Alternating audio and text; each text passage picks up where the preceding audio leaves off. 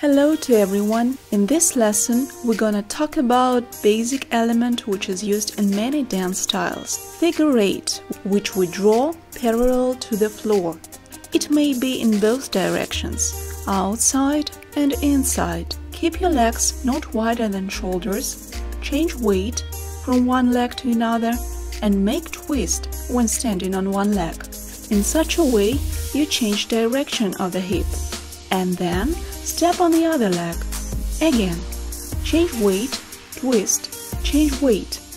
Do it smoothly, stretching your toes. As far as you can move hips outside, in the same way you may move them inside, like scooping something, but parallel to the floor.